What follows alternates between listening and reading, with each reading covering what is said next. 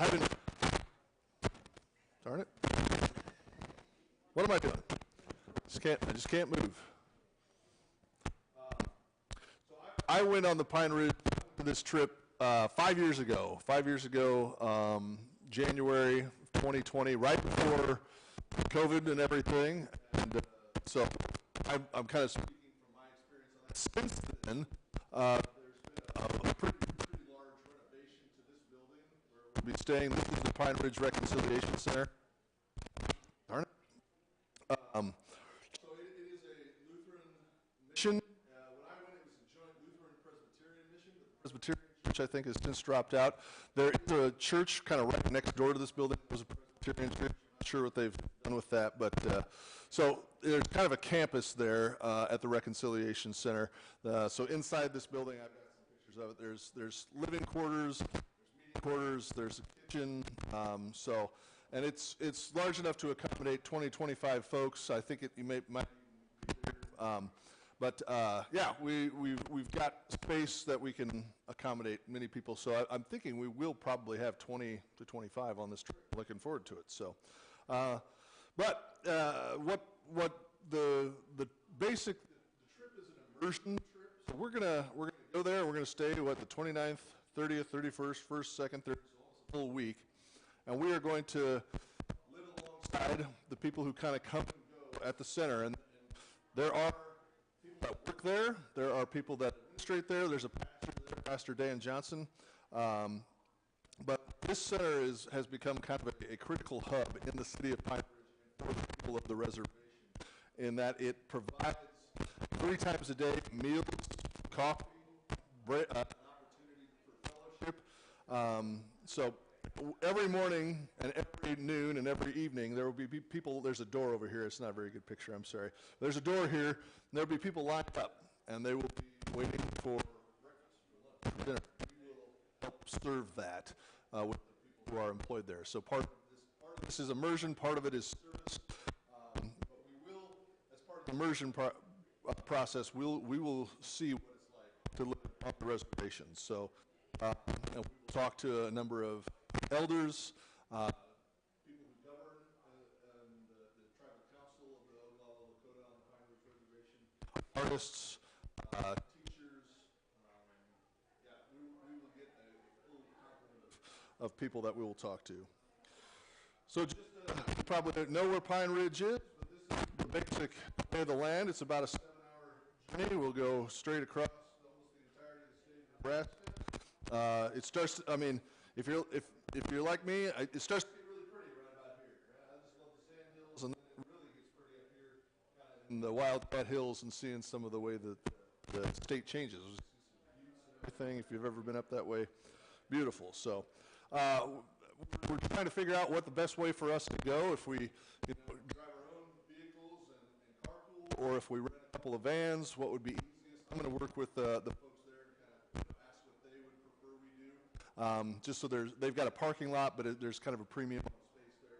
So I'll check and see, and hopefully by another month or so we'll have an idea of what the best transportation means will be for us.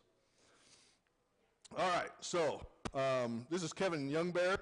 He is an artist on the reservation, and I hope I'm sure one of our nights will be, we'll have cultural immersion every night. He comes as a storyteller and an artist. He comes and tells the story of the White Buffalo Woman, and he will do it by drawing.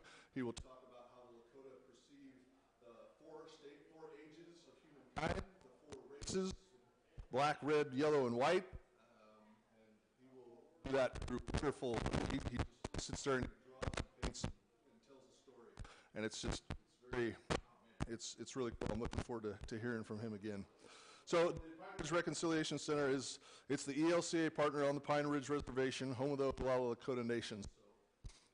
In a lot of ways, we are leaving the United States of America, and we are going to a sovereign nation. The Oglala consider themselves to be sovereign, and so when we go, we're stepping off the land of the United States of America. We're stepping onto their land, and they're very proud of that, and they will make mention of that many times. You're on our ground, but you are most welcome here, and that's the thing you will find about the Oglala Lakota, is that they will give you the shirt off their back, literally. When I was there We were there about, I was there with about 15 other seminarians, and on the third day we were there, somebody died, and the pastor who was shepherding us, who was the pastor at the time, was asked to do the funeral. And so she got the funeral all ready to go, and we're ready to go on our way on the day, thinking she's going to do the funeral and we're going to go do something else. She goes, oh, no, you're all coming to the funeral. And we went to the funeral in this tiny little house that they packed with like 50 people. I don't know how they got people in there. And they did the funeral, and then they had this massive banquet. I mean, buffalo stew and fry bread and this little blueberry compote that they make that's just delicious. And she told us, she says, if you feel like you've eaten enough after your first plate, right, they're going to give you a second full plate. Just hold on to full plate, because otherwise, if you keep eating, they will just keep giving you plates. And then at the end of all this, they're going to give away the dead person's stuff, and you're going to get something. You're going to leave with something of hers. Sure enough, I left with some pretty jewelry that I gave to my grandmother. But yes, this is a people that's their whole ethic, is to give. And when we were there, we went to church at Our Lady of the Lakota, Roman Catholic Church, and they said, "You're going to have communion here." And we were Lutheran and Methodist seminarians who were like, "No, we can't." They're like, "No, you're going to have communion here." And I was like, "Okay," so we did. The center itself is it's a feeding mission, a housing mission, a youth mission, and so it'll kind of depend on the time. If they're still in school, one of the things we'll probably do is we'll probably have 30 to 40 kindergarten through sixth grade kids that'll show up at the center every day after school, and we'll work with them on their homework, art projects, craft stuff. They'll show us, how they do crafts, and it's a great opportunity to be with the kids too. Also, an opportunity to learn the history of American Indians from American Indians. I think we've all probably been to school and heard the story from the point of view of, for lack of a better word, the victors in this. But here's an opportunity for us to kind of see what their story is, how the other side of it is, And I brought a couple of books here. And one of them, All the Real Indians Died Off, which is kind of what I thought, when I was probably in college. There aren't any more Indians, but it's not true. They make great. They tell great stories about survival, about how after Wounded Knee in 1891, right, the Lakota come back. After Wounded Knee in the 1970s, the Lakota come back. There's this great narrative that they have to tell us. So the basic outline of the day, we have breakfast, and in that breakfast, we're eating, but we're also serving the folks who are lined up at the door. We'll have a cultural presentation or service project. Usually that'll be us driving out to the reservation to go eat. This is that farm that you were talking about, Bob, where they raise organic crops, sunflowers, wheat. The main, I forget what the mother crops of the Lakota are, beans. But anyway, and they've got a large buffalo herd, so we'd be traveling out. I was there in the winter. That's part of the year. Hopefully it won't be blazing hot, but May 29th, June 3rd should be good. So we'll kind of go out from the reservation. We'll probably have lunch at wherever we stop. One day we'll probably go to the farm. One day we'll probably go out to St. Joseph's School, which is the Roman Catholic, the Jesuit high school. They'll feed us out there. One day we'll probably go to, there's some manufacturing going on around the reservation. One day we'll the Crazy Horse Monument, Mount Rushmore, we'll eat there. There's all kinds of opportunities for us to see what's going on the reservation. Then more cultural presentations, discussions, service, and we'll have dinner. Usually, sometimes we're not always there for lunch and the serving of lunch, but we'll always usually be there for the serving of dinner. Dinner will probably be something that we'll all have to contribute to making. There's a grocery store right across the street, so they make our own dinner every night, and that shouldn't be too tough. I had to do it. I made dinner, so yeah. And then when dinner's over, we'll have another cultural presentation. That's usually like Kevin would probably show up in the evening and tell his story, and then wrap everything up and have discussions. So The main thing, working with kids, visiting elders, having contact with artists and craftspeople, doing the morning coffee service, the lunch crowd if we're there, making our own meals, visiting schools on the reservation, seeing the new industries take shape, new opportunities for Native people. So some of the manufacturing that's going on is around renewable energy, wind, solar. We'll probably one day to the commodity warehouse and see where farmers on the reservation are sending their products in to help the less fortunate. So we'll see all kinds of opportunities going on. Wind Cave. Has anybody been to Wind Cave? It's in the Black Hills. Wind Cave is a sacred spot for the Lakota, maybe the most sacred spot. They tell, and we'll hear probably from Kevin, the story of Lakota creation. All of Lakota creation came out of this little hole, and wind blows out of it. And I thought this was a video, but they'll give you a ribbon, and you can see the wind blowing out of the hole, and it changes direction and everything. But the basic story is that in Lakota myth, there's Spider, and Spider is a trickster figure, and he tricks the buffalo to leave it in the hole first. And they go out and they thrive for many thousands of years, and then Spider tricks human beings into crawling outside the hole, and they realize we're in trouble. We're just fine underground. We had everything we needed, but up here we have nothing. But then they encounter the buffalo, and the buffalo say, "We've been here forever. We're going to give ourselves to you." And so this is why the buffalo becomes a sacred animal to the Lakota and most Native American tribes, right? And we hear the stories about the buffalo being its meat, its tools, its shelter, all those things. Yeah. We'll go to Mount Rushmore, which other sacred site of the Lakota is Mount Rushmore. But what did we do? Well, we blew it up and we put our president's face on it. The Lakota are still kind of upset about that. They'll tell us that. We'll go to the Crazy Horse Monument, which is getting more, it's even more done than this. They've actually got his finger. We'll be able to get pretty close to the Crazy Horse Monument and see how they're doing that, which is just a massive monument. We'll go around the Badlands. Hear the history of the Badlands, the religion of the Badlands. We'll probably visit Keeley Radio, K-I-L-I. There's me. And if you go to K-I-L-I Radio, Keeley Radio, they're going to make you talk to you're the voice of the Lakota. And you have to introduce yourself and say a few words. So be prepared for your speech. So yeah, we'll have storytelling and quill work. And forget what this gentleman's name is. I've got it written down though. That's Kelly Looking Horse. That's right. So Kelly there is on the left, and he is he's one of the voices of Keeley Radio. I can't remember the lady who did the work for us, but she did amazing. She'll sit and tell stories and quill work with us one night too. We'll visit the Wounded Knee site, which, if you can kind of see this. There's this ongoing battle between the federal government and still. You'll see this massacre, right, it's kind of different. Can you tell it's been nailed on there? Because the government will come along so often and jam right off, and the word underneath it is Battle of Wounded Knee. And you're going to hear it wasn't a battle. There was no battle to it. It was entirely massacred. The U.S. 7th Cavalry just opened fire and killed hundreds of men, women, and children, mostly women and children. And the Lakota tell the horrific story about how that's part of the generational trauma they've endured. So this is the Wounded Knee Massacre site, and this is the cemetery for all the people that were killed at Wounded Knee in 1891. All right, let's see. Oops, sorry.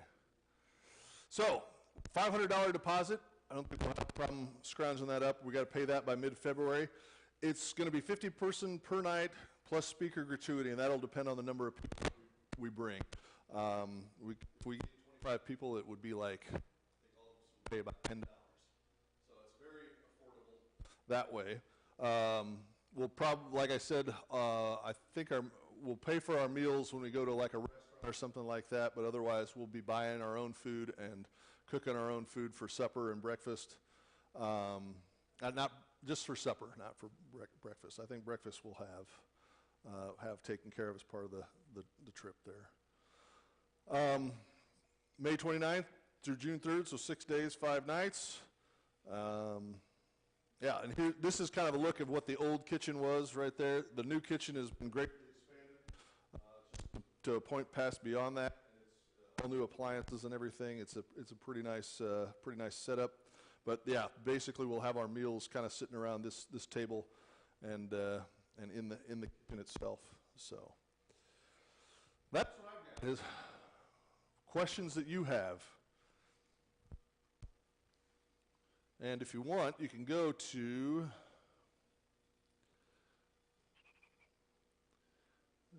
I thought I had it on here, but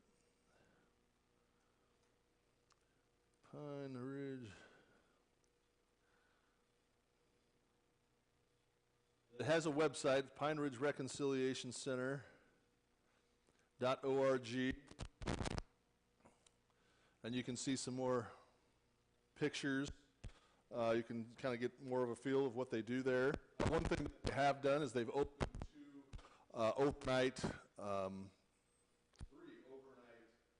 homeless shelters, which especially this time of year are so important because unfortunately a lot of folks still kind of like to live in the old ways, and they go out into the plains and try to create a teepee or a dwelling, and often many of them freeze to death.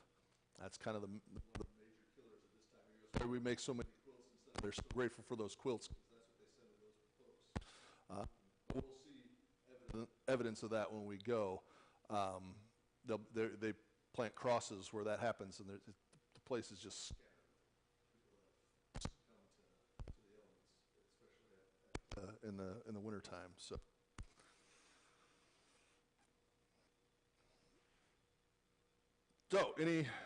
any questions you have?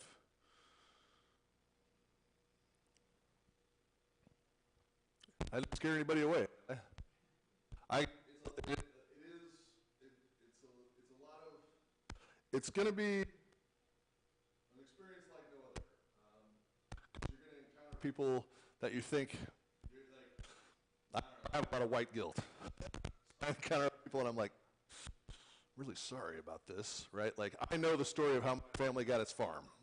It was a swindle of a Pawnee Native American, right? Like, I'm really sorry about that. And they're like, did you do it? And I'm like, well, I benefited from it greatly, as you can tell, right?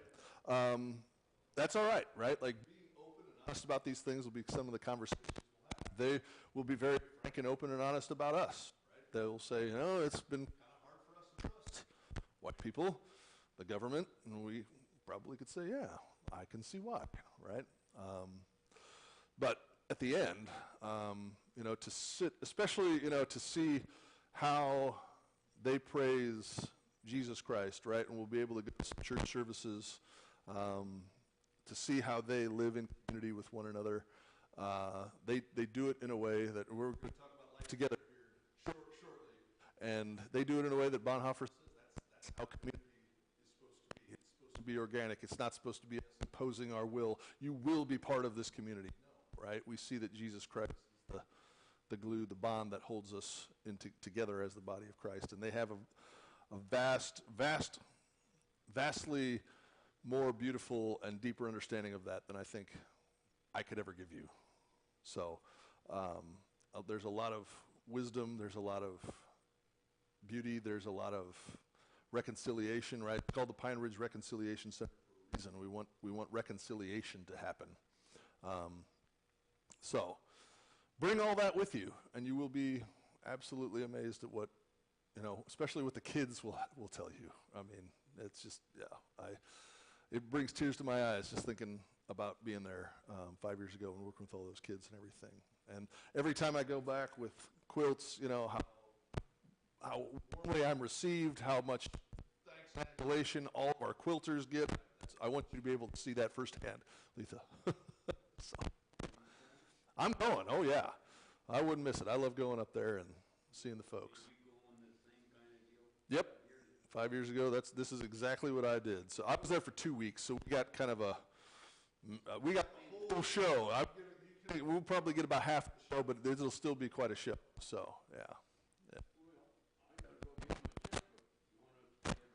No, that's all right. We'll hang out for now. We'll as soon as we figure out how many people we've got that. But we've got the $500 deposit taken care of. That's already in. So all that's left is to figure out what we're going to pay. So, and Pine Ridge, like I said, there's a grocery store across the street. There's a couple of fast food restaurants. There's a couple of nicer restaurants. There's a couple of coffee shops. So, I mean, sometimes I know I make it sound like we're going into third world country. I think I did use that. Sometimes you will see some of that, but at the same time, there's gas stations. There's everything that we would need for modern comfort. So, yeah. The living quarters, right, they are Spartan. I mean, it's basically just a bed. There might be bunk beds.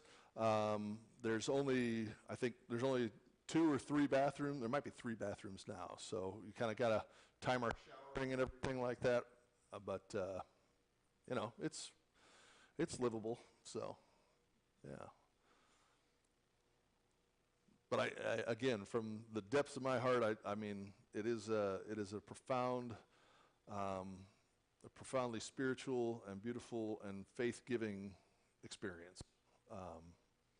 Yeah, just to see how the Lakota have thrived and endured, and how they love everyone.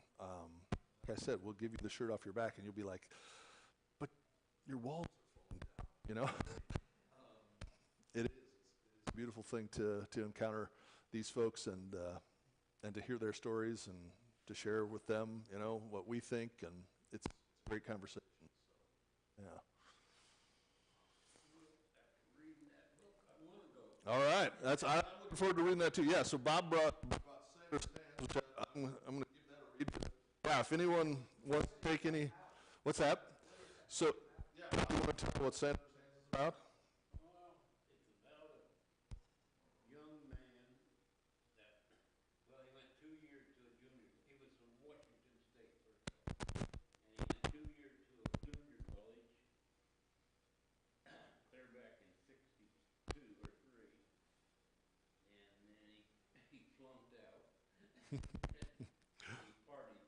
And so he joined the Navy, and he spent 4 years in the Navy on the Enterprise. Is that what it's called? USS Enterprise, big aircraft carrier, yeah. And his job was to plot where to drop the bombs. Oh, wow. And it's been with him ever since. He has nightmares and everything else. But then after his 4 years in the Navy, he went back to school. Got his diploma at some school, little school in Washington State, I can't remember it. And then he met a Filipino girl. And I'll never forget, this is a good part. They were just friends. He said, we weren't boyfriend or girlfriend, we were just real good friends. Well, I jumped. He was in the library at that college. Was looking at a Life magazine, and he knew he had dropped the bomb on a school instead of the information said it was a manufacturer. Well, it was, and that was a big picture of it in Life magazine. And he said, I'd seen that, and I just knew right away I had done that. He said, I started bawling in the library. And he said, this Filipino girl, she worked in Virginia was the name. She asked him what was the matter, and he wouldn't say, and she said, you're part of that right there in that magazine. He said, anyway, they got to be friends, and then finally, after 2 years after he got out of school, they got married, and he went to work at Pine Ridge as a teacher. Yeah. That's how he got in, and that was right in when the Indians took control of. Yeah, the American Indian movement, yep. His wounded knee and, yep, yeah. But he stayed there 3 years. Yep. Then after that, he said, I just can't do it no more. By that time, they had a little girl. So he went from that frying pan to Alaska. Yeah, yeah. Oh, yeah. He taught for 30 years, I think. Oh, wow, yeah. And in the end, he comes back and finds that Sanders Hand. Yeah. When she got killed, the FBI cut off her hands, Yeah. and That's that's why it says Sandra. San- I mean, they didn't do it. They were hoping to find something on their fingers, on her fingernails. So they wanted to bury her. The Indians wanted, so they cut off her hand. And her hands were in Washington D.C. for all the years. Really? And they sent him back, and so he was trying to find her grave to bury her hands, and he couldn't find it. It's an interesting book. To be right honest, I've read it 3 times. I just got done reading it again. Yeah. Yeah, I can see that. I mean, that sounds like quite a story. I'll give it a read, and if you want to check it out, Barb, I'll. Yeah. I got some other books here. You know, if you're interested, like I said, the Real Indians died off, which it addresses the myths like Columbus discovered America, Indians were savage and warlike, most Indians are on government welfare, Indian casinos make all Indians rich, Indians are naturally predisposed to alcohol. It debunks a lot of those myths. They Called Me Uncivilized by Walter Littlemoon, which takes place right on the Pine Ridge Reservation, talks about 1973 occupation of Wounded Knee. Neither Wolf Nor Dog, which this has become a trilogy now. Also, Ken Nurburn, who's a writer from Minnesota, spends years going around the Pine Ridge Reservation with one of the Lakota elders. The Native by Caitlin Curtis, this is a new one. I haven't even read this yet, but it's Identity, Belonging, and Rediscovering God, how much indigenous peoples have to tell us about our own faith. One of the things, that will come, the doctrine of discovery will be something that we'll hear a lot about, and that's the doctrine of discovery is that, Columbus discovered America, and America's manifest destiny was to just take it all, right? And how different faiths have reckoned with that, especially in the last 50 years or so. And so we'll hear, right? Like, there was no discovery. People were already here. It's kind of like the same thing that we hear when we hear that, Israel was given Israel, which is Canaan. People were already living there. And so how do we reckon, and how do we reconcile with one another that way? So yeah. Anybody's interested in the death of Raymond Yellow Thunder tells the story of a Lakota man from the reservation who was killed in Gordon, Nebraska, a racially motivated killing. And there's some stories about White Clay. We know about White Clay. White Clay is on the reservation. It sits so almost all of Pine Ridge is in South Dakota, but White Clay. So there's like a mile square that's part of Nebraska. So part of the reservation is White Clay. Yeah, White. Yeah, Gordon and Rushville in Nebraska have some ties to the reservation. And then the Four Vision Quests of Jesus by Stephen Charleston, who's an Episcopal bishop, and Chuck, this kind of talks about how Native Americans have a different outlook on Christianity. So I've got more. Yeah. Right. Yeah. And they've since banned.